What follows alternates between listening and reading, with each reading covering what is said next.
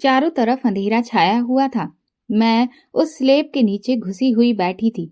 डर के मारे मेरा पूरा शरीर कांप रहा था और आंखों से लगातार आंसू बह रहे थे।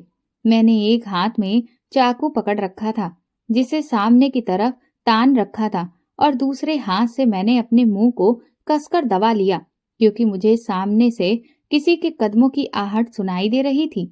ऐसा लग रहा था कि वो कदम मेरी तरफ ही चलकर आ रहे थे। वो जो कोई भी था, लेकिन उसके बढ़ते कदमों की आवाज मेरे सीधे दिलो दिमाग पर आकर लग रही थी। घबराहट के मारे मेरी दम ही निकली जा रही थी और पसीना भी माथे से बूंद बूंद बनकर बह रहा था। जी चाहता था कि फूट फूट कर रो लूं, लेकिन रो नहीं सकती थी, क्योंकि अब मुझे कुछ भी करके खुद को बचाना था। पर मैं क्या करूं, ये समझ नहीं आ रहा था। न जाने किसका घर था ये जहां पर मैं घुसकर बैठ गई थी। अभी मैं ये सब सोच ही रही थी कि तभी एक जोरदार आवाज हुई, धड़ाक, और सामने से दरवाजा खुला। मैं डर के मारे अपनी आंखें बंद कर चुकी थी। मेरी हिम्मत ही नहीं हुई ये देखने की कि उस सामने वाले दरवाजे से कौन अंदर आया है। मेरा दिल रेलगाड़ी के जैसे पूरी स्पीड में दौड़ रहा था। मेरी चीखें निकलने ही वाली थीं कि मैंने अपनी हथेली को दोनों दांतों की बत्तीसी के बीच में कसकर दबा लिया। इतनी कसकर कि मुझे बहुत तेज तकलीफ हुई थी। आंखें खोलने की हिम्मत भी नहीं हो रही थी कि तभी अचानक से मेरे कानों में एक सुरीली आवाज पड़ी, जिसमें कोई गाना गुनगुनाया जा रहा था, जिसे सुनकर शायद मुझे थोड़ी तसल्ली मिली और आंखें खोलने की हिम्मत भी। मैंने धीरे से आंखें खोलकर स्लेब की साइड से अपने चेहरे को हल्का सा बाहर निकाल कर देखने की कोशिश की कि ये कौन है। सामने देखा तो एक औरत थी, जो कि बाजार से कुछ सामान लेकर आई थी और वो सामान को अच्छे से सेट करने में मशरूफ थी। साथ में गाना भी गुनगुना रही थी। मैंने हल्की सी आवाज नहीं की थी, यहाँ तक कि मेरी अपनी सांसें भी मैंने जब्त कर रखी थी, ताकि मेरी सांसों की आवाज भी उस औरत के कानों तक ना पहुंचे। लेकिन फिर न जाने क्या हुआ। उस औरत ने जैसे ही अपना सारा सामान जमाया, वो पीछे की तरफ पलटी और यहाँ वहां देखते हुए कहने लगी, कौन है यहाँ पर? भलाई इसी में है कि खुद ब खुद मेरे सामने आ जाओ, क्योंकि अगर मैंने तुम्हें ढूंढा तो तुम्हारे लिए बिल्कुल भी अच्छा नहीं होगा। ये सुनते ही मुझे तो जोर का झटका लगा था। मुझे समझ नहीं आया कि उस औरत ने ये कैसे महसूस कर लिया कि मैं उसके घर में घुस आई हूँ। क्या मेरा कोई सुराग उसके घर में घुसते समय कहीं पर छूट गया है, जो कि उसे मिल गया? मैं तुरंत ही अपने कपड़े लत्तों को टटोलने लगी और खुद को अच्छे से देखा कि क्या कोई मेरी चीज बाहर गिर गई है, पर मुझे तो ऐसा कुछ भी नहीं लगा। उस औरत ने वही धमकी एक बार फिर से दोहराई थी, जिसे सुनकर मेरा गला बुरी तरह से सूखने लगा।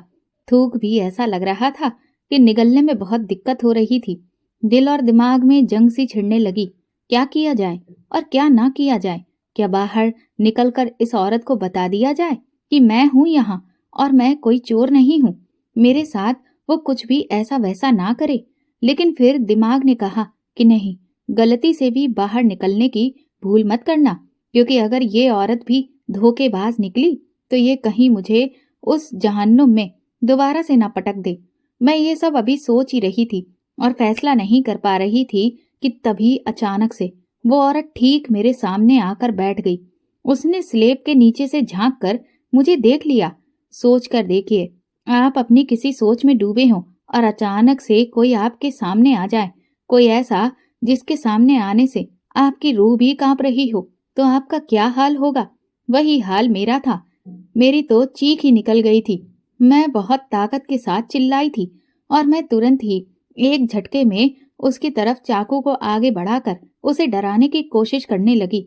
उसको धमकी दी कि वो बिल्कुल भी मेरे करीब ना आए, वरना मैं ये चाकू उसके सीने में उतार दूंगी। हालांकि उसको चाकू दिखाते हुए मेरे हाथ बुरी तरह से कांप रहे थे और मेरा दिल ही जानता था कि मैं शायद ही है जो उस पर चाकू से वार करने की हिम्मत जुटा पाती। पर खुद को बचाने की खातिर मैंने अपने अंदर की सारी हिम्मत को समेट कर उसे वो चाकू दिखा रही थी कि मैं बहुत हिम्मत वाली हूँ और उसे उल्टा मुझसे डरना चाहिए। लेकिन उस औरत के चेहरे पर नाम मात्र का भी खौफ नहीं था। वो मुझसे बोली, तुम कौन हो और तुम यहाँ मेरे घर में क्या कर रही हो? मैंने फिर से अपनी धमकी को दोहराते हुए कहा। तो वो कहने लगी, अच्छा ठीक है, मैं तुम्हारे करीब नहीं आऊंगी, लेकिन तुम कम से कम बाहर तो आओ। मैं बाहर आने से इनकार कर दिया। मैंने कहा कि तुम मुझसे दूर हटो, मैं यहीं बैठी रहूंगी। वो औरत मुझे समझाने लगी कि मुझे उससे डरने की कोई जरूरत नहीं है, लेकिन मैंने अब तक इतने धोखे खाए थे कि अब मुझे किसी पर भी विश्वास नहीं हो रहा था। इसलिए मैंने स्लेब के बाहर निकलने से मना कर दिया था। वो औरत मुझसे पूछने लगी, अच्छा तो मुझे कम से कम ये तो बताओ कि तुम मेरे घर में आई कैसे हो और तुम कौन हो? उसकी ये बात सुनकर न जाने क्यों, लेकिन मुझे रोना आ गया था, क्योंकि मैं कौन हूँ ये तो शायद पिछले कुछ महीनों में मैं भूल ही चुकी थी, क्योंकि मेरी पहचान को बुरी तरह से पैरों तले रौंद दिया गया था। मैं उसे कैसे बताती कि मैं कौन हूँ? मैं फूट फूट कर रोने लगी, क्योंकि इतने महीनों में शायद वो पहली औरत थी जिसने मुझे इतने प्यार से बात की थी, और इसीलिए मेरे अंदर जितना भी दर्द भरा हुआ था वो एक साथ मेरी आंखों से बाहर निकल आया था। मुझे रोता हुआ देखकर अचानक से वो औरत मेरी तरफ आगे बढ़ी। उसने मेरे आंसुओं को पोंछने की कोशिश की, लेकिन मैं घबराकर पीछे हट गई और मैंने एक बार फिर से चाकू को उसकी तरफ करते हुए कहा, मुझसे दूर रहो, मेरे पास मत आओ। वो औरत मुझे शांत करने की कोशिश कर रही थी, लेकिन मैं इस वक्त बहुत डरी हुई थी, इसलिए मुझे कुछ समझ नहीं आ रहा था। थोड़ी ही देर में वो वहां से पीछे हट गई। कहने लगी, अच्छा ठीक है, अगर तुम बाहर नहीं आना चाहती तो कोई बात नहीं, लेकिन ये चाकू एक तरफ साइड में रख दो। मेरी बात का विश्वास मानो, मैं तुम्हें कोई नुकसान नहीं पहुंचाऊंगी। चाकू हाथ में पकड़ना अच्छी बात नहीं है, कहीं गलती से तुम्हें ही लग गया तो चोट पहुंच जाएगी। लेकिन इस वक्त मुझे चाकू के सिवाय कोई अपना नहीं लग रहा था। मुझे लगा कि अगर मैंने चाकू को छोड़ दिया तो कहीं ये औरत अपना रंग ना बदल ले, इसलिए मैंने उसे कुछ भी नहीं कहा। वो फिर वहां से उठकर चली गई। स्लेब के नीचे बैठे बैठे मैं बहुत बुरी तरह से थक चुकी थी। मेरी टांगों में इतनी ऊंचाई से कूदने की वजह से दर्द भी बहुत हो रहा था। वो औरत अपना कुछ काम करने लगी। मैंने भी राहत की सांस ली और पसर कर जमीन पर बैठ गई, लेकिन बार बार अपना सर झुकाकर उस औरत को देखने की कोशिश कर रही थी। थोड़ी देर में वो औरत मेरे सामने कुछ दूरी पर थाली में सब्जी रोटी लेकर बैठी और खाना खाते खाते मेरी तरफ देखने लगी। उसकी थाली में खाना देखकर मेरी भूख बढ़ने लगी थी। मुझे याद आया कि मैंने कल सुबह से कुछ भी नहीं खाया है। खाना देखकर मेरे मुंह में पानी आने लगा। उस औरत ने मेरी भूख को महसूस कर लिया। वो एक बार फिर से बहुत ही प्यार से मुझसे बोली, भूख लगी है, खाना खाओगी? मैंने पहले तो इनकार में सिर हिला दिया, लेकिन भूख कहाँ वक्त और जगह और हालातों को देखती है। उसे तो बस इससे मतलब है कि कैसे भी उसे मिटा दिया जाए, इसीलिए मुझसे रहा ही नहीं गया। मैं चाकू हाथ में लिए धीरे धीरे उस औरत की तरफ आगे बढ़ी। मैं जैसे ही उसके पास पहुंची, उसने मुझे हाथ में ही थाली पकड़ा दी। शायद 3 मिनट में मैंने पूरा खाना सफा चट कर दिया था।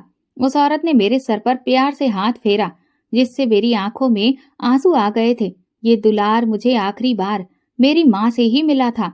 इसके बाद मैंने पानी पिया। उस औरत ने मेरी हालत देखी तो कहने लगी, ये तुम्हें चोट कैसे लगी है? मैंने देखा कि मेरे पैर छिल गए थे, जिनसे खून रिस रहा था।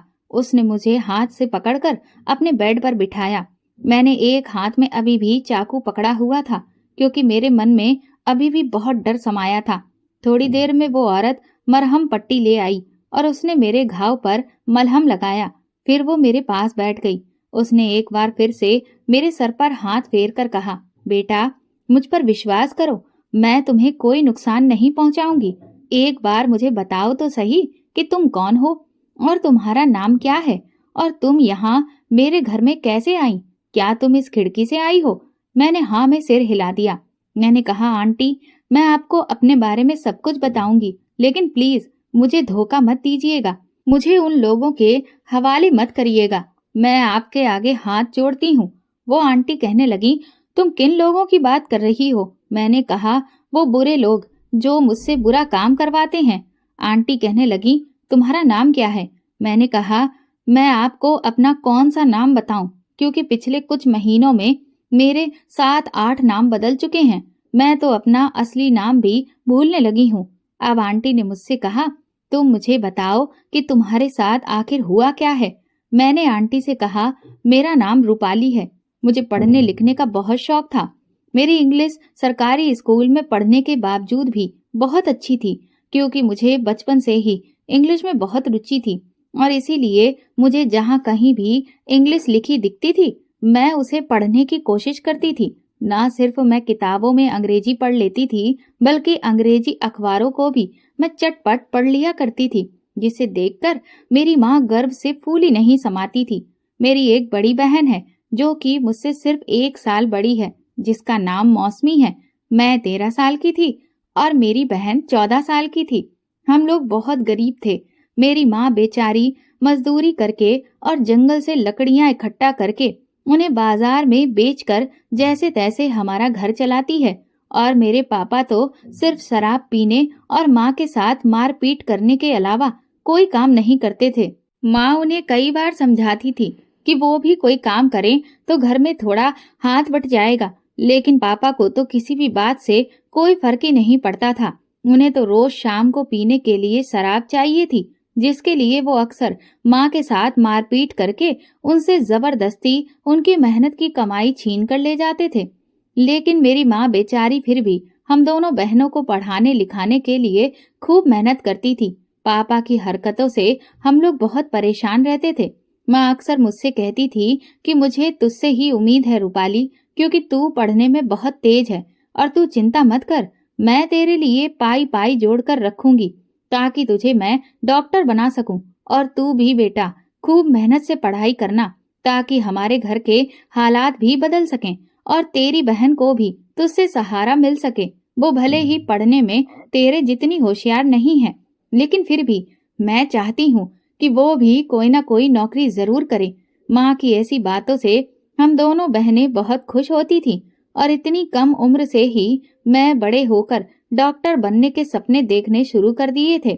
जब भी खेल खेल में मैं अपने दोस्तों से ये कहती थी कि मैं बड़े होकर डॉक्टर बनूंगी, तो वो मेरा मजाक उड़ाते थे। कहते थे, घर में खाने को ठीक से अनाज तक नहीं है और चली हैं ये डॉक्टर बनने। लेकिन मैंने ठान लिया था कि मैं सबको गलत साबित करके रहूंगी और अपनी माँ को वो सारी सुख सुविधाएं दूंगी जो उन्हें कभी नहीं मिली हैं। मेरे पापा जब भी शराब पीकर आते तो अक्सर माँ के साथ लड़ाई करते और उन्हें कोसते कि तूने मुझे सिर्फ 2 बेटियां दी हैं, जिसकी वजह से मेरा बोझ बढ़ गया है। अगर तूने मुझे एक बेटा दिया होता तो वो आज मुझे अपनी कमाई से खूब शराब पिला रहा होता। लेकिन ये दोनों लड़कियां किसी काम की नहीं हैं, बल्कि उल्टा मुझे इन पर पैसा खर्च करना पड़ेगा और उनकी शादी भी करनी पड़ेगी। ऐसी बातों पर माँ अक्सर पापा को समझाती थी कि तुम अपनी सोच बदलो, देखना एक दिन हमारी बेटियां ही हमारा सहारा बनेगी। लेकिन पापा हमेशा माँ को ऐसी बातों पर झिड़क दिया करते थे और कहते थे, लड़कियां कभी किसी का सहारा नहीं बनती हैं, वो सिर्फ बोझ ही होती हैं। पापा की ऐसी बातें सुनकर मुझे बहुत निराशा होती थी। मैं दूसरों के पिताओं को देखती तो मुझे अंदर ही अंदर बहुत बुरा लगता था, क्योंकि मेरे पापा ने तो कभी भी ना तो मुझे और ना ही मेरी बहन से अपना प्यार जताया था। वो हर वक्त हम लोगों को डांटते फटकारते ही रहते थे। लेकिन धीरे धीरे मैंने अपनी माँ के लिए जीना सीख लिया था। ये उन दिनों की बात है जब सर्दी लगने से मेरी माँ की तबीयत अचानक से काफी खराब हो गई थी और घर में राशन भी खत्म होने लगा। मैंने माँ से कहा कि वो फिक्र ना करें, जब तक उनकी तबीयत ठीक नहीं हो जाती मैं और मौसमी दीदी जंगल जाकर लकड़ियां ले आएंगे और उन्हें बाजार में बेच देंगे। उन दिनों मैं और मेरी बहन ही जंगल में जाकर ये काम संभालने लगे थे। लेकिन कुछ दिनों के बाद मेरी बहन को भी बुखार आया। 2-3 दिन तो ऐसे ही काम चल गया, लेकिन घर में फिर से पैसे खत्म हो गए थे, क्योंकि बचे हुए पैसे पापा चुरा ले गए थे अपनी शराब के लिए। इसीलिए उस दिन मैंने माँ से कहा कि मैं अकेले ही जंगल में लकड़ियां इकट्ठी करने चली जाती हूँ। लेकिन माँ मुझे मना करने लगी। वो बोली, नहीं बेटा, तू अकेली जंगल मत जा। पर मैंने कहा कि आप फिक्र मत करो, वहाँ पर और भी लोग आते हैं, मैं अकेली थोड़ी ना होंगी। और फिर मैं माँ के मना करने के बावजूद भी जिद करके जंगल चली गई। मुझे अभी वहाँ पर लकड़ियां इकट्ठा करते करते कुछ देर ही हुई थी कि अंधेरा छाने लगा, जिस वजह से मुझे थोड़ा डर लगने लगा। मैंने सोचा कि बस आज इतनी ही लकड़ियां इकट्ठी करती हूँ, बाकी कल देखूंगी। ये सोचकर मैं जैसे ही लकड़ियों का गट्ठर उठाकर अपने सर पर रखने की कोशिश कर रही थी कि तभी अचानक से किसी ने कसकर मेरा मुंह दबा दिया और मेरी आंखों के आगे अंधेरा छा गया। और जब आंख खुली तो खुद को एक बिस्तर पर पड़े देखा। मैं हैरान रह गई कि ये मैं कहाँ आई हूँ। मैं जैसे ही उस कमरे से बाहर निकली तो सामने एक आदमी बैठा था। मैंने उससे कहा, काका आप कौन हैं और मैं यहाँ कैसे आई? वो आदमी कहने लगा, तुम जंगल में भटक गई थी और इसीलिए मैं तुम्हें अपने घर ले आया। मैंने कहा ठीक है, लेकिन मैं अब अपने घर जाना चाहती हूँ। तो उस आदमी ने मेरा रास्ता रोक दिया। वो कहने लगा कि अब तू कहीं नहीं जाएगी, जा चुपचाप जाकर कमरे में बैठ। ये सुनकर मैं बुरी तरह से डर गई और इसीलिए मैं वहां से भागने की कोशिश करने लगी। तो उस आदमी ने मुझे कसकर घसीटकर पीछे फेंक दिया और फिर मेरे गालों पर 2-3 तमाचे जड़ दिए, जिससे मैं बहुत बुरी तरह से घबरा गई। फिर उसने एक तेज धार वाला चाकू निकाला और मुझे दिखाकर कहा कि अगर तूने मेरी बात नहीं मानी तो अभी ये चाकू तेरे आर पार कर दूंगा। उसे देखकर मेरी हालत खराब हो चुकी थी। तभी उस आदमी के पास किसी का फोन आया और फिर उसने मुझसे कहा, जा कमरे में एक साड़ी रखी हुई है, चुपचाप उसे पहन ले। मैंने डरते हुए उस साड़ी को पहन लिया और जब मैं बाहर आई तो वो बहुत खुश होते हुए कहने लगा, तू तो बहुत ही खूबसूरत लग रही है, अब तो मेरा काम हो जाएगा। ये कहते हुए वो अचानक से मेरे बहुत करीब आ गया और उसने मुझे कसकर जमीन पर पटक दिया। वो कहने लगा, मैंने इतनी मेहनत की है तो इसका इनाम मुझे भी तो मिलना चाहिए। और फिर उसने मेरे साथ जो किया, मैं दर्द से तड़प उठी थी। मैं चीख रही थी, चिल्ला रही थी और बार बार उससे रो रो कर कह रही थी कि वो मुझे छोड़ दे, लेकिन उसने मेरी कोई बात नहीं सुनी। कुछ देर के बाद वो जब उठकर गया तो मुझे बहुत दर्द हो रहा था। मैंने देखा तो मेरी साड़ी खून से भीग चुकी थी, मुझसे अब उठा भी नहीं जा रहा था। थोड़ी ही देर में वहां एक दूसरा आदमी आ गया। उसने जैसे ही मेरी हालत देखी तो वो उस पहले वाले आदमी पर चिल्लाने लगा, कहने लगा, अबे खन्ना, ये तूने क्या किया?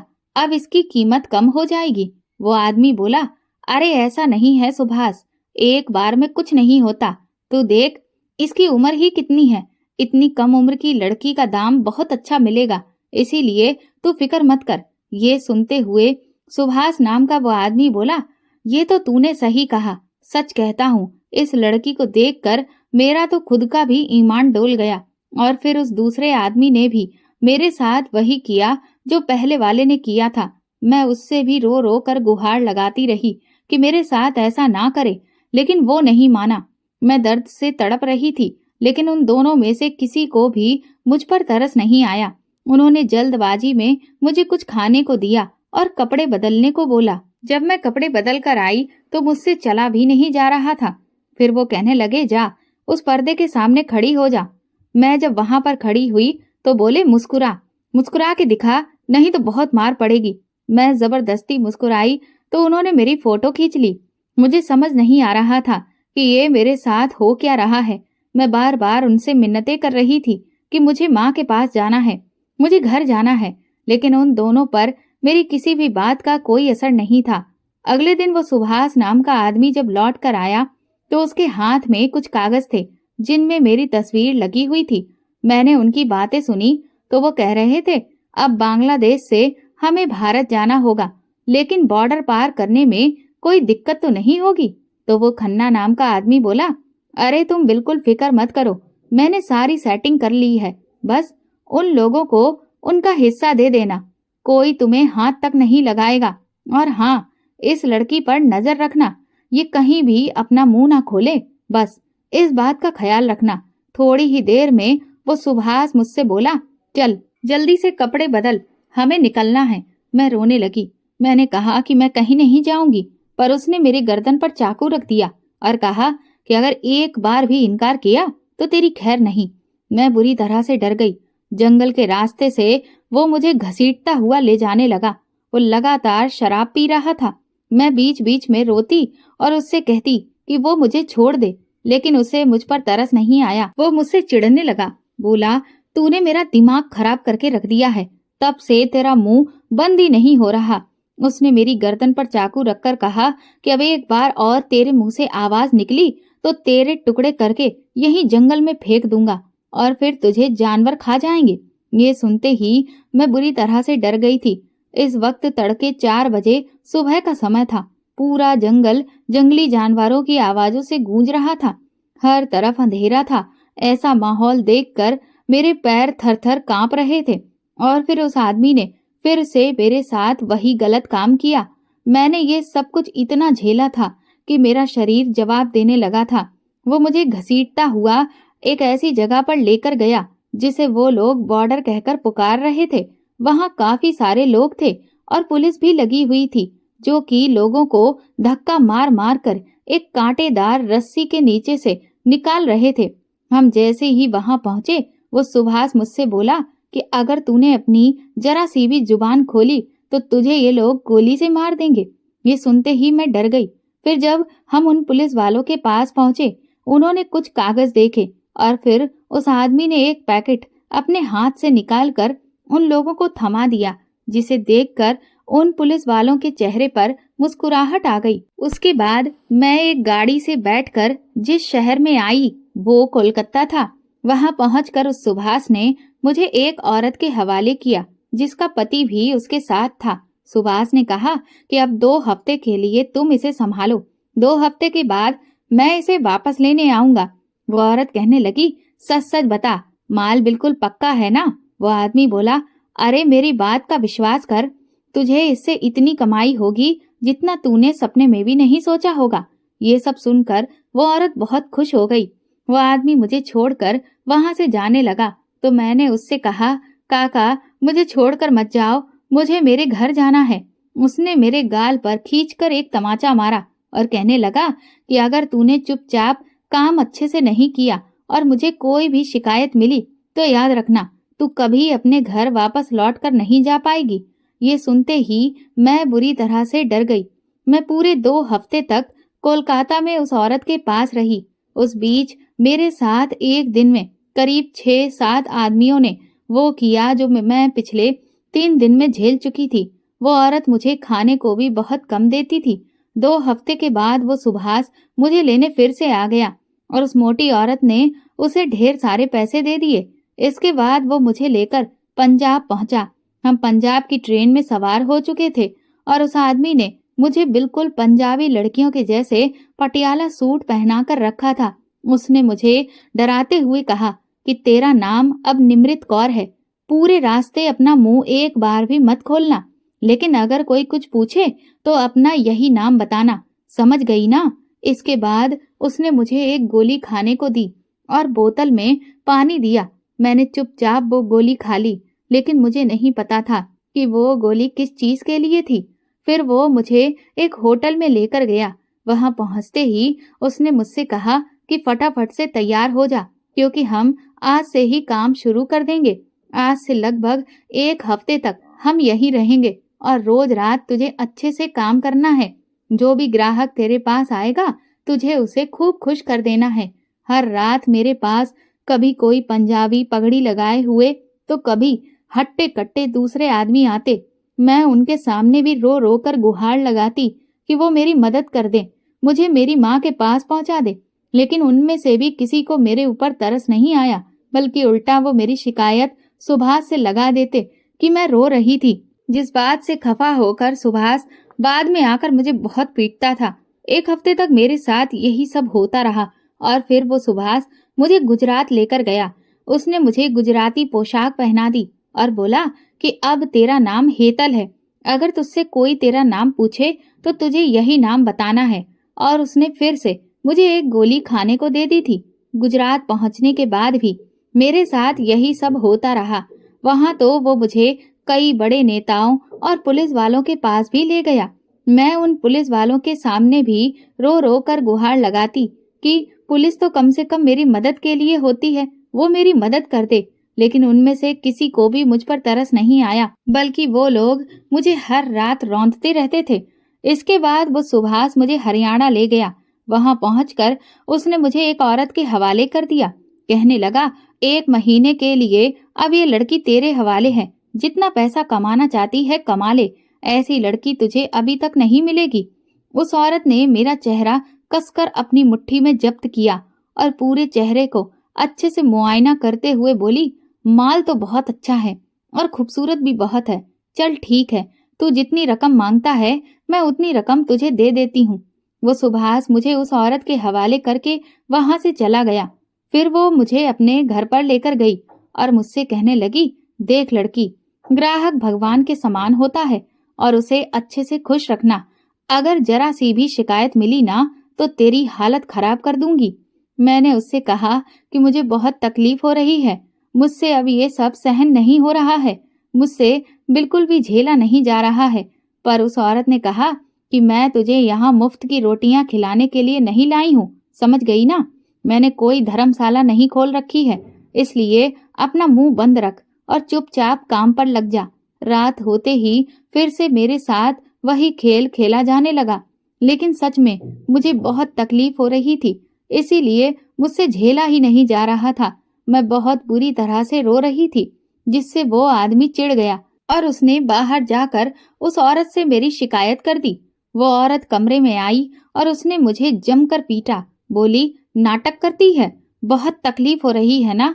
अभी तुझे पता ही कहाँ है कि तकलीफ किसे कहते हैं। अब मैं तुझे बताती हूँ कि दर्द क्या होता है। ये कहते हुए उसने मुझे लाठी से पीटना शुरू कर दिया। उसने मुझे तब तक मारा जब तक कि मेरे शरीर के हर अंग से खून निकलना शुरू नहीं हो गया था, और इसके बाद भी उस औरत को मुझ पर दया नहीं आई। जब मैं बिल्कुल पीटने के बाद अधमरी सी हो गई थी तो उसने अपने हट्टे कट्टे 3 आदमियों को मुझे सबक सिखाने के लिए कमरे में भेज दिया। उन सब ने भी मेरे साथ वही किया जो पिछले कई महीनों से मैं झेलती चली आ रही थी। कोई भी आज तक मुझे ऐसा नहीं मिला जिसे मुझ पर रहम आता। मैं बार बार अपनी माँ को याद करती। कहाँ तो मैं पढ़ लिखकर डॉक्टर बनने का सपना देख रही थी, लेकिन कहाँ मेरे साथ ये सब कुछ हो रहा था। 1 महीने बाद जब सुभाष मुझे वापस लेने लौटा तो उसने मेरे चेहरे पर निशान देखे, जिससे वो बुरी तरह से बौखला गया। वो उस औरत से लड़ने लगा कि तूने ये इसका क्या हाल किया? मैंने तुझे चांद सी लड़की दी थी, लेकिन तूने इसके चेहरे पर दाग लगा दिए।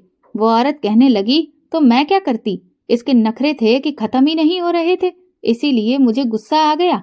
सुभाष ने कहा कि अब इस गलती का खामियाजा तो तुझे भुगतना पड़ेगा, तुझे मुझे और भी रकम देनी पड़ेगी। वो औरत ना नुकुर करने लगी, लेकिन जब सुभाष उससे भिड़ने लगा तो फिर उस औरत ने उसे ज्यादा पैसे दे दिए। इसके बाद वो मुझे मुंबई की ट्रेन में लेकर गया। सुभाष ने मुझसे कहा कि अब तेरा नाम मोनिका है, और देख, पहले ही तेरी खूबसूरती में कितने धब्बे हो गए हैं। अब मैं तुझे जहाँ लेकर जा रहा हूँ वहाँ कोई भी गलती मत करना, समझ गई ना? वरना अंजाम बहुत बुरा होगा। इसके बाद उस सुभाष ने मुझे फिर से एक गोली खिला दी। फिर वो मुझे मुंबई की एक बहुत ही भीड़ भाड़ वाली जगह पर लेकर गया, जहाँ पर मुझे छोटे छोटे कपड़ों में सजी धजी लड़कियां दिख रही थीं, जो बार बार कई लड़कों को अपने आसपास खींचकर बुला रही थीं। हम सीढ़ियों से चढ़ते हुए एक जगह पर पहुंचे। वहां 3 लड़के बैठे हुए थे। उन्होंने मुझे जैसे ही देखा वो कहने लगे, वाह सुभाष भाई, लड़की तो बहुत सुंदर है, लेकिन ये इसके चेहरे पर चोट के निशान कैसे हैं? तो सुभाष ने उनसे कहा कि अरे वो पागल कमला, उसने इसका मार मार कर ये हाल कर दिया। ये सुनकर वो लड़के बोले, क्या? इसका मतलब ये लड़की तो बवाल करने वाली है। सुभाष ने कहा, अरे नहीं नहीं, ऐसा कुछ भी नहीं है, ये तो बहुत सीधी है, बिल्कुल गाय के जैसी है, ये तुम्हें कोई भी दिक्कत नहीं देगी। वो औरत ही बिल्कुल सटकेले दिमाग की है। उन तीनों लड़कों का नाम राजू, मिंटू और सोनू था। वो कहने लगे, सच कह रहे हो ना सुभाष भाई, कहीं पेड़ा खा के एड़ा तो नहीं बना रहे हो? सुभाष ने कहा, ऐसा बिल्कुल नहीं है, मैं सच कह रहा हूँ। इसके बाद सुभाष मुझे उन लोगों के हवाले करके वहां से चला गया। वो कहकर गया कि अब वो 1 महीने के बाद आएगा और तब तक मुझे खामोशी से उनकी हर बात माननी होगी।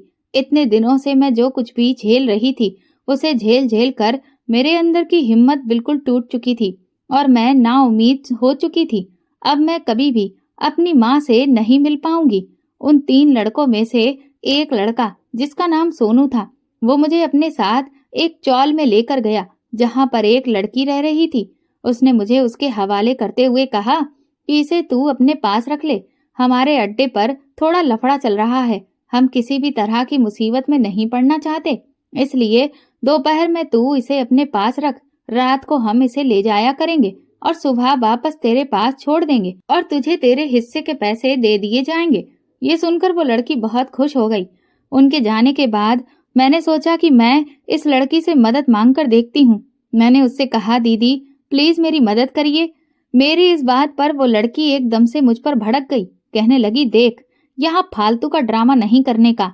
ये रोना धोना, ये सब ड्रामेबाजी मुझे बिल्कुल पसंद नहीं है।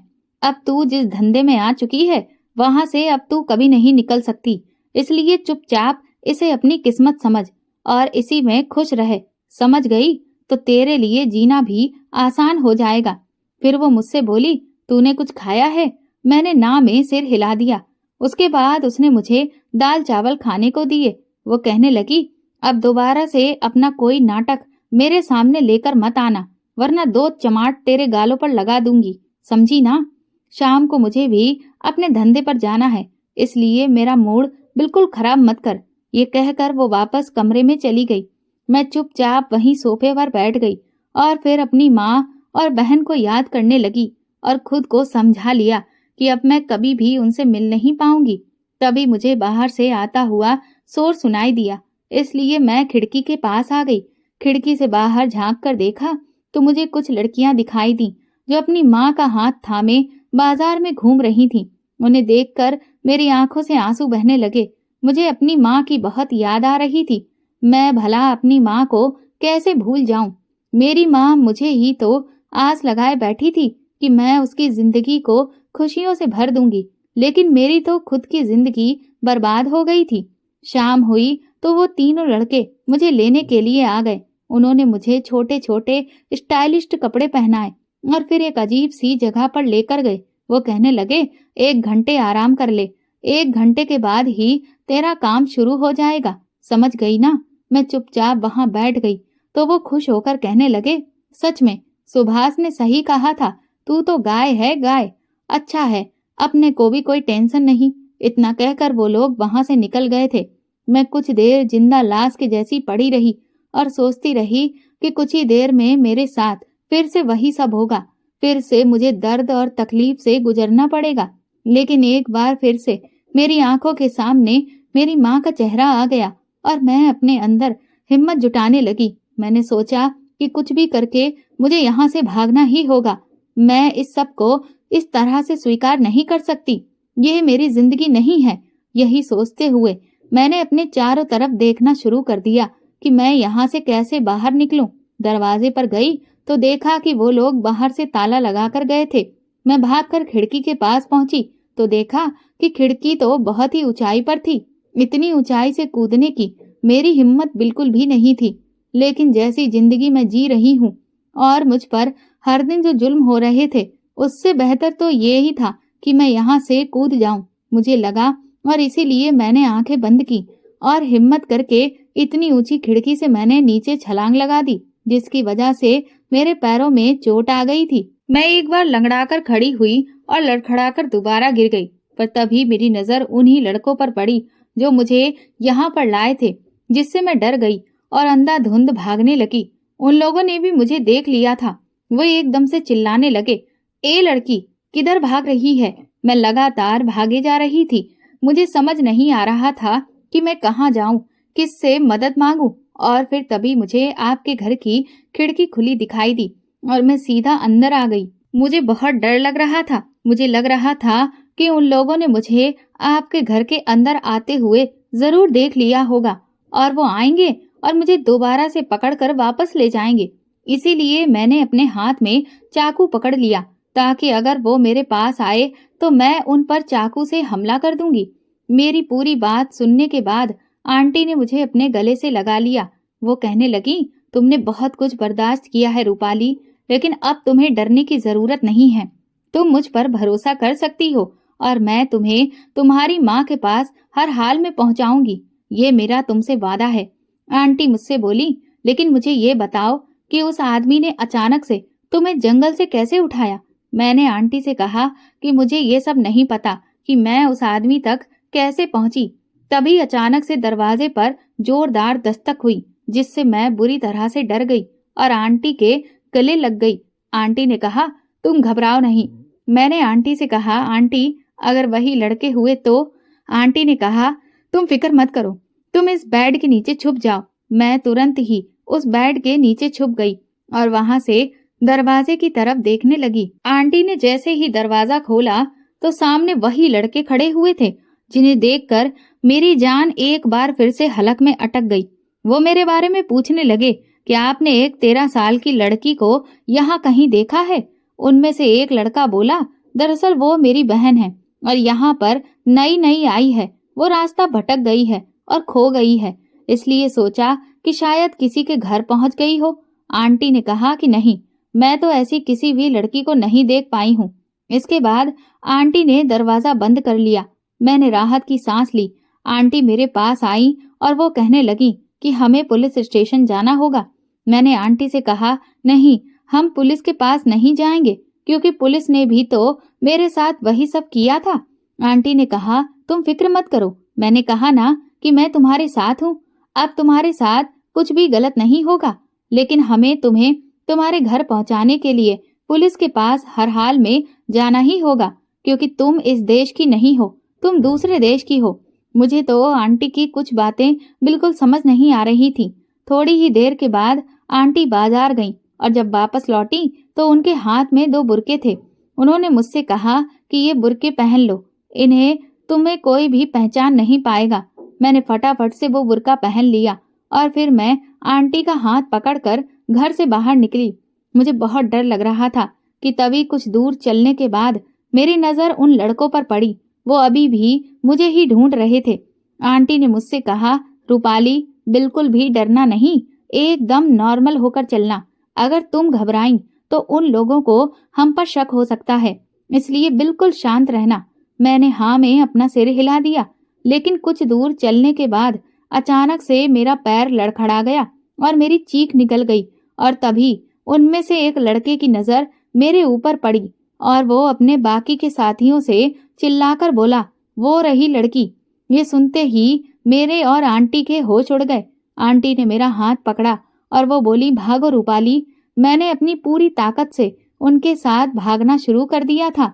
हम न जाने किन किन गलियों से भागते जा रहे थे। मेरी सांस फूलने लगी थी। काफी दूर भागने के बाद हम सीधा पुलिस स्टेशन के सामने आकर रुके। आंटी कहने लगी कि अब हमें सिर्फ पुलिस बचा सकती है। हम पुलिस स्टेशन के अंदर चले गए। वहां पहुंचते हुए हमारी सांसें उखड़ चुकी थीं। कुछ देर सांस लेने के बाद आंटी ने मेरे बारे में पुलिस वालों को सब कुछ बता दिया, जिस पर पहले तो उस इंस्पेक्टर को यकीन ही नहीं हुआ। वो ये मानने को तैयार ही नहीं था कि मैं किसी दूसरे देश से यहाँ पर बेची हुई लड़की हूँ। लेकिन जब आंटी ने अपनी बात अच्छे से समझाई, तब कहीं जाकर वो इंस्पेक्टर हमारी बात माना। वो कहने लगा कि ठीक है, लेकिन कार्रवाई करने से पहले हमें कुछ जांच पड़ताल करनी पड़ेगी। तब तक इंस्पेक्टर ने हम लोगों को एक कमरे में इंतजार करने के लिए बैठा दिया।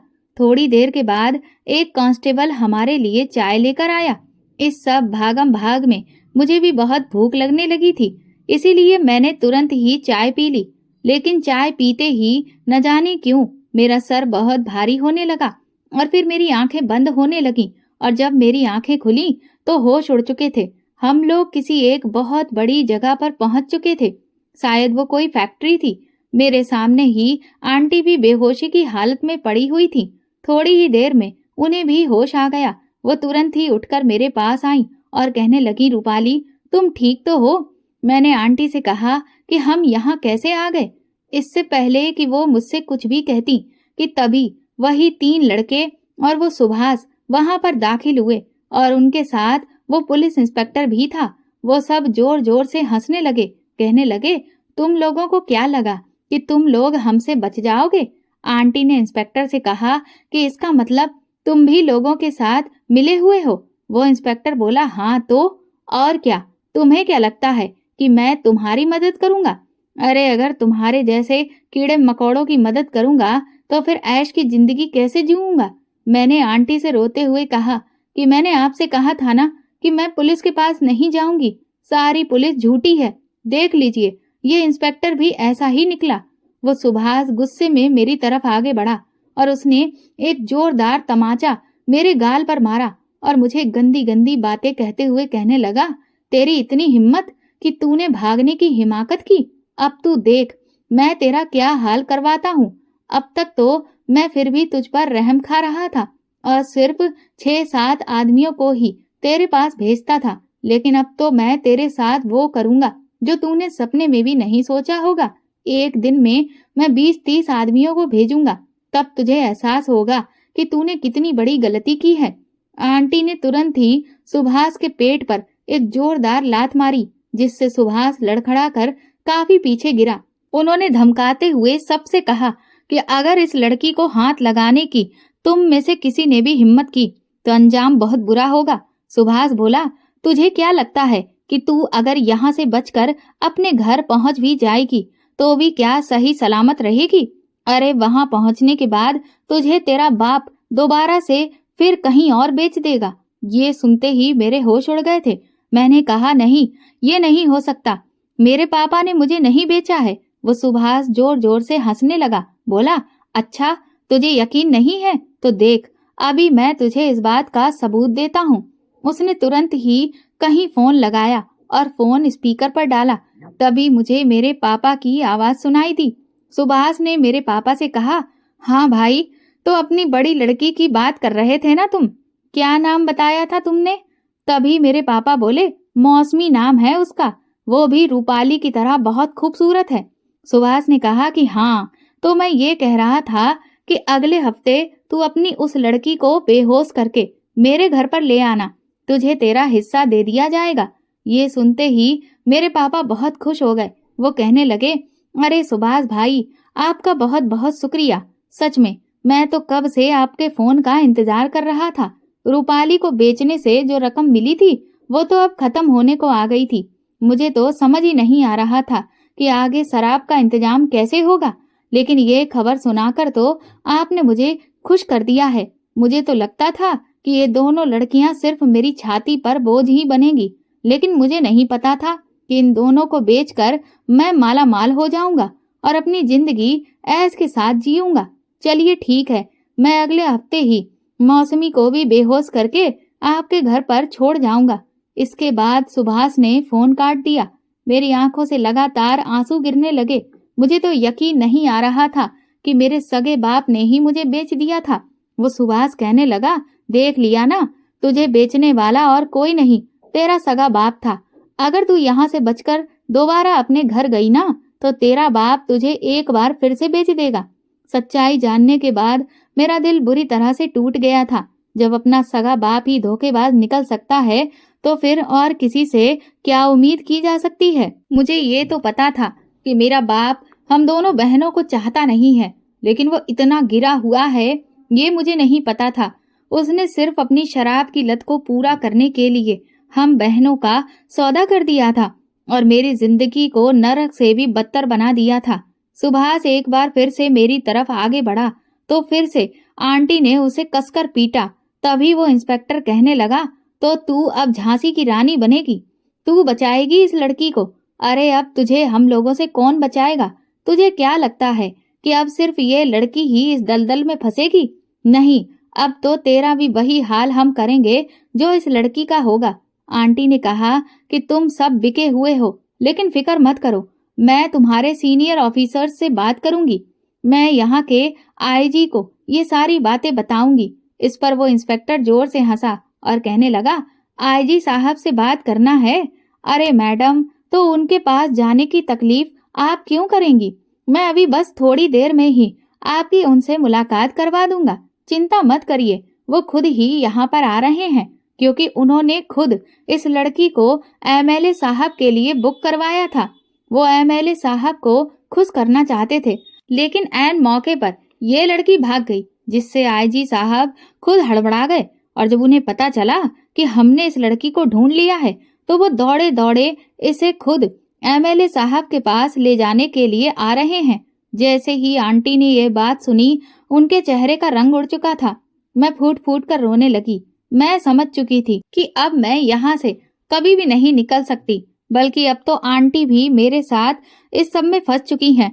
तभी हमारी बाईं तरफ से एक बड़ा सा ऑफिसर उस जगह पर शामिल हुआ। उसने इंस्पेक्टर से पूछा कि वो लड़की मिल गई। तो इंस्पेक्टर ने कहा, जी सर, मैं कोई जिम्मेदारी अपने हाथ में लूं और वो पूरी ना हो, ऐसा तो हो ही नहीं सकता। ये देखिए, ये रही वो लड़की। उस ऑफिसर ने एक गहरी नजर मुझ पर डाली और वो बहुत खुश हो गया। कहने लगा, इसकी खूबसूरती देखकर ही तो मैंने इसे एमएलए के लिए चुना था, ताकि वो मेरा प्रमोशन जल्दी से जल्दी कर दे। अगर ये आज हाथ से चली जाती तो मेरी तो लुटिया ही डूब जाती। उसकी ऐसी गंदी नजर से मैं सहम गई थी।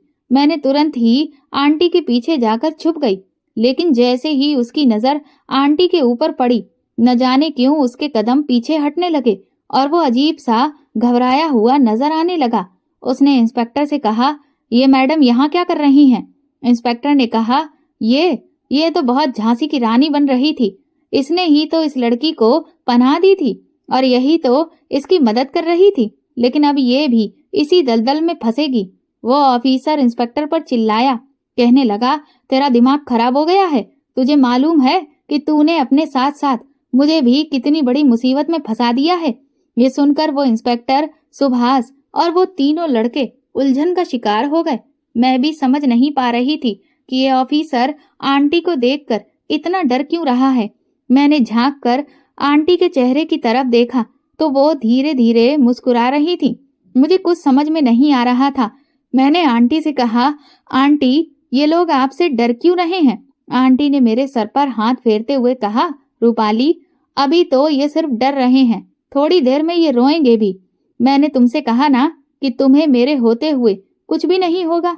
वो इंस्पेक्टर कहने लगा, सर, आप इस मामूली सी लड़की से डरते क्यों हैं? आखिर ये है कौन? तो वो ऑफिसर बोला, अरे ये रॉ की अंडरकवर एजेंट है। ये सुनते ही वहां खड़े सभी लोगों के होश उड़ गए थे। मुझे ज्यादा कुछ समझ तो नहीं आया, लेकिन इतना पता चला कि आंटी कोई बहुत बड़ी ऑफिसर थी, इसलिए उन सबकी हालत खराब थी। वो इंस्पेक्टर बुरी तरह से घबरा गया और उसका बड़ा ऑफिसर आंटी के सामने कहने लगा, देखिए मैडम, ये सब सिर्फ गलतफहमी हो गई है। तभी वो इंस्पेक्टर बोला, सर, अगर ये इतनी बड़ी ऑफिसर होती तो हमारे पास मदद मांगने क्यों आती? तभी आंटी बोली कि मैं तुम्हारे पास मदद मांगने सिर्फ इसलिए आई थी क्योंकि मैं अपनी आइडेंटिटी किसी को नहीं बता सकती थी। मुझे खुफिया तरीके से अपने काम को अंजाम देना था और इसीलिए मैंने अपने किसी भी ऑफिसर से इस मामले में मदद नहीं मांगी। मुझे लगा कि पुलिस मेरी मदद कर देगी और मैं इस बच्ची को इसके घर वालों के हवाले कर दूंगी, लेकिन मुझे नहीं पता था कि तुम सब के सब भ्रष्ट हो। वो इंस्पेक्टर कहने लगा, सर, आप चिंता मत करिए, आप क्यों घबरा रहे हैं? अरे ये ऑफिसर होगी तो क्या हुआ? फिलहाल ये हमारे शिकंजे में है। अगर हम इसे मारकर यहीं कहीं आसपास गाड़ देते हैं तो कभी भी किसी को पता ही नहीं चलेगा कि इसके साथ में क्या हुआ और हमारी असलियत भी कभी भी खुलेगी नहीं। आप फिक्र मत करिए, मैं इस मैटर को बहुत अच्छे से हैंडल कर लूंगा। ये कहते हुए वो इंस्पेक्टर और बाकी के और 3 लड़के तेजी से आंटी की तरफ बढ़े। मेरी तो डर के मारे टांगे ही कांपने लगी थी। मैं समझ गई कि अब ये लोग आंटी को मार डालेंगे और फिर मुझे यहाँ से ले जाएंगे। मैं जोर जोर से रोने लगी और कहने लगी, नहीं, मेरी आंटी को मत मारो। लेकिन तब तक वो लोग आंटी पर हमला बोल चुके थे। मैंने डर से अपनी आंखें बंद कर ली, लेकिन ये क्या, जैसे ही मैंने आंखें खोली तो देखा कि वो तीनों लड़के और वो इंस्पेक्टर जमीन पर पड़े हुए बुरी तरह से तड़प रहे थे। आंटी बोली, 5 साल रॉ में मैंने झक नहीं मारी है। तुम्हारे जैसे चूहों को तो मैं चुटकियों में मसल के रख सकती हूँ, और कोई बाकी रह गया हो तो उसे भी बुला लो। ड्यूटी की वजह से मेरे हाथ बंधे हुए थे, वरना अब तक तो तुम्हारा वो हाल करती कि जिंदगी भर अपनी टांगों पर चलने के काबिल नहीं होते। आंटी की बहादुरी देखकर मैं बहुत खुश हो गई और मेरे अंदर भी हिम्मत आ गई थी। अब मुझे यकीन हो गया था कि ये लोग हमारा कुछ नहीं बिगाड़ सकते। वो बड़ा ऑफिसर तो घबराकर तुरंत ही वहां से भागने लगा कि तभी अचानक से वहां 2-3 आदमी और आ गए और उन्होंने उन सबको पकड़ लिया। इसके बाद हम एक चमचमाती हुई गाड़ी में बैठकर एक बड़े से ऑफिस में गए आंटी ने मुझसे कहा, तुम फिक्र मत करो रूपाली, बस कुछ दिन की बात और है। मैं तुम्हें जल्द से जल्द तुम्हारी माँ से मिलवाऊंगी, ये मेरा वादा है। उस ऑफिस में पहुंचने के बाद आंटी ने मेरे बारे में वहां बैठे हुए आदमी को सब कुछ बताया। उन्होंने तुरंत ही कहीं पर फोन मिलाया। अगले दिन आंटी ने मुझे बताया कि मेरी माँ ने भी बांग्लादेश में जो हमारे घर के पास का पुलिस स्टेशन है, वहां मेरी गुमशुदगी की रिपोर्ट लिखी है। 3 दिन के बाद आंटी ने मुझे एक ऐसी खबर सुनाई जिसे सुनकर मैं खुशी से झूम उठी थी। उन्होंने कहा कि मेरी माँ और दीदी मुझे लेने के लिए कोलकाता आ रहे हैं। इधर से हम लोग भी कोलकाता के लिए निकल गए थे। वहां पहुंचकर मैं जैसे ही रेलवे स्टेशन पहुंची तो सामने अपनी माँ को खड़ा देखा। मुझे तो ऐसा लग रहा था कि जैसे ये सब कुछ एक सपना है। मैं दौड़कर अपनी माँ के गले लग गई। मेरी माँ ने मुझे जी भरकर प्यार किया। वो मुझसे पूछने लगी, रूपाली तू कहाँ चली गई थी? तुझे पता है तेरा बाप उससे कह रहा था कि तू अपने किसी प्रेमी के साथ भाग गई है। लेकिन मैं उससे कहती थी कि मेरी बेटी ऐसी बिल्कुल नहीं थी। वो तो पढ़ना चाहती थी, नौकरी करना चाहती थी, अपनी माँ का सहारा बनना चाहती थी। लेकिन तेरा बाप तो मानने को तैयार ही नहीं था। मैंने माँ से रोते हुए कहा, मेरा बाप इसलिए नहीं मानने को तैयार था क्योंकि मुझे मेरे बाप ने ही बेचा था। ये सुनते ही मेरी माँ को सदमा सा लग गया।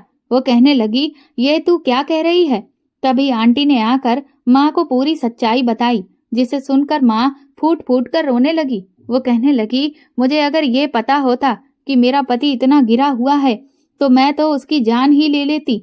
आंटी ने कहा, लेकिन अब उस आदमी को उसके किए की सजा जरूर मिलेगी। इसके बाद आंटी ने मुझसे कहा, रूपाली अब तुम अपनी माँ के साथ जाओ। मैं जानती हूँ कि तुम्हारी जिंदगी में जो कुछ भी हुआ, तुम्हारे तन और मन पर जो घाव लगे हैं, वो पूरी जिंदगी तुम्हें याद रहेंगे। लेकिन फिर भी मैं तुमसे कहूंगी कि उन्हें भूलने की कोशिश करना और अपनी पढ़ाई जारी रखना। तुम्हें बड़े होकर कुछ ना कुछ जरूर बनना है ताकि तुम भी किसी की मदद कर पाओ, अपनी माँ का सहारा बनो। मैंने आंटी को गले लगा लिया और कहा, आप बहुत अच्छी हैं। अगर आप मुझे ना मिलती तो मैं अपनी माँ से कभी भी नहीं मिल पाती। इसके बाद मैं वहां से ट्रेन में बैठकर अपनी माँ के साथ अपने घर आ गई। मेरे बाप को पुलिस पकड़कर ले गई थी। मेरे सभी गुनाहगारों को उनके किए की सजा मिल चुकी थी। मैंने अपनी पढ़ाई पूरी की, लेकिन अब मैं डॉक्टर नहीं बनी। डॉक्टर बनने का सपना मैंने छोड़ दिया था। खूब मेहनत करके मैं एक बहुत बड़ी पुलिस ऑफिसर बन गई हूँ और आज तक मैं न जाने कितनी ही लड़कियों को उस दलदल से बचाकर लाई हूँ। मुझ पर जो बीती है उसे मैंने अपना हथियार बनाया है, अपनी कमजोरी नहीं। और इसीलिए मैं इस मुहिम में जी तोड़ मेहनत कर रही हूँ। दोस्तों, अगर आपको हमारी कहानी पसंद आई है तो कमेंट करके जरूर बताएं और वीडियो को लाइक करके ज्यादा से ज्यादा शेयर करें। चैनल पर नए हैं तो सब्सक्राइब करें और हाँ, नोटिफिकेशन बेल को जरूर दबाएं ताकि अगली अपडेट सबसे पहले आपको मिले। धन्यवाद।